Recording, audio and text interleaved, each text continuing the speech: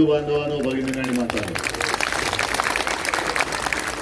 वर्षांनी किंवा मला असं वाटतं पहिल्या प्रथमच महोत्सवाला मी आलेलो आहे आणि मला खरंच वाटते की मी मालवणमध्येच आलोय. तर तुम्ही सगळे आपल्या हक्काची नुसती माणसं नाहीत तर कुटुंबीय बसलेला आहात.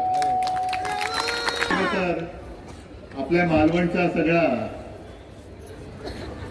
पदार्थांचा दरवळ आणि तो तिथे असताना तुम्ही इथे बसू कशी काय शकता मला आश्चर्य वाटतंय. आलो ते शिवदाताईंचं प्रेम आणि आग्रह, नाहीतर हल्ली या बाजूला तसं येणं फारसं होत नाही. मी घरनं निघाल्यानंतर मला असं वाटलं की आणखीन मालवणी जत्रोत्सव आहे, आणखीन थोडं पुढे गेलं तर सिंधुदुर्ग किल्ला लागतोय की काय. तरी वाढायला लागलेले, ट्रॅफिक वाढतोय. दररोज आपण बघतोय की मुंबईमध्ये सोयीच्या ऐवजी गैरसोयी वाढत आहेत. विकास विकास विकास म्हणून जो काही चाललेला आहे हा नियोजन शून्य विकास हा मुंबईचा आता श्वास घुसमटून टाकतोय. आजपर्यंत कधी नव्हतं एवढं प्रदूषण आपण गेले 2-3 वर्ष अनुभवतोय ना. आणि कालच मी पत्रकार परिषद घेतली, त्याच्यामध्ये मी जे बोललो होतो ते तुम्हाला पटते की नाही ते मला सांगा. कारण प्रदूषण हे कशामुळे झालंय तर आपले राज्यकर्तेमध्ये काय असल्याचे दिवे पाजळायला काही कमी नाहीच आहेत. ते लांब इथिओपियामध्ये ज्वालामुखीचा उद्रेक झाला आणि एक बातमी आली की त्यात सगळे धुळीचे लोट म्हणजे त्या राखेचे लोट सगळीकडे पसरत आहेत, ढग पसरत आहेत. मग त्याच्यावर त्याने उत्तर द्यायचा प्रयत्न केला. त्या ज्वालामुखीचा उद्रेक झाला, त्याचे धुळीचे लोट त्याचे नाही आहेत. हे गेले 2-4 वर्ष जो मुंबई महापालिकेत आणि सर्वत्र महाराष्ट्रामध्ये भ्रष्टाचार झालाय, त्या भ्रष्टाचाराच्या ज्वालामुखीचा उद्रेक झालेला आहे आणि ते सगळे ढग पसरले. सगळीकडे भ्रष्टाचार आपण बघतो आणि तुम्ही इथे एवढ्या मोठ्या संख्येने आलात, मला खरंच एक अभिमान वाटला. आणि दोन्ही भगवा एकच, पण ते दोन्ही भगवे आता एकत्र झालेत. आपण जर का म्हटलं म्हणजे आता जे राज्यकर्ते त्यांच्या एका नेत्याला विचारलं की तुम्ही सांगा मुंबईचा महापौर मराठी होणार का, तो मला मुंबईचा महापौर हिंदू होणार.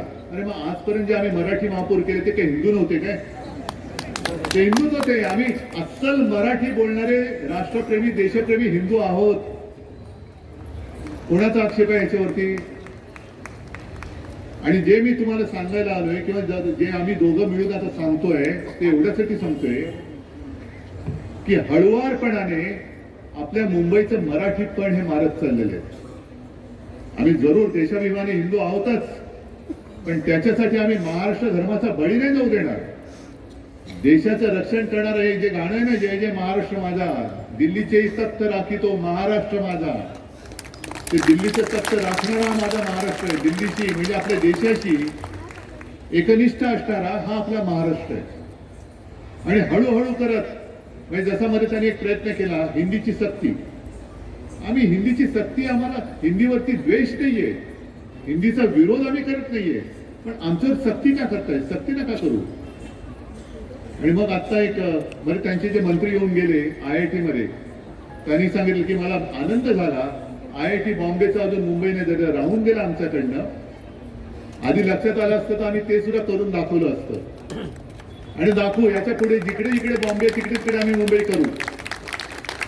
जिथे ज्या शाळेच्या नावात असेल, आणखीन कुठे असेल तिकडे सगळीकडे. कारण आम्ही एक बघितलं की प्रेमाने कोण करते की नाही करत. पण जर कोणी प्रेमाने ऐकत नसेल तर आमची मुंबई आहे. कारण पंतप्रधान जे बोलतायत की त्यावेळेचं त्यांनी कुठलं तो मॅकॉले, त्यांनी आपल्या असं शिक्षण पद्धती केली की आपल्या देशाला गुलामीच्या मानसिकतेत ढकलून दिलेलं आहे.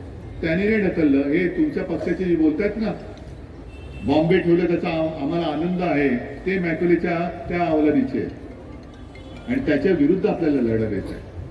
आणि हा तर आपला बालेकिल्ला आहे ना. याच्यावर की दुसरं कुठलं फडकं फडकूच शकत नाही. फडकवण्याचा प्रयत्न करून बघा.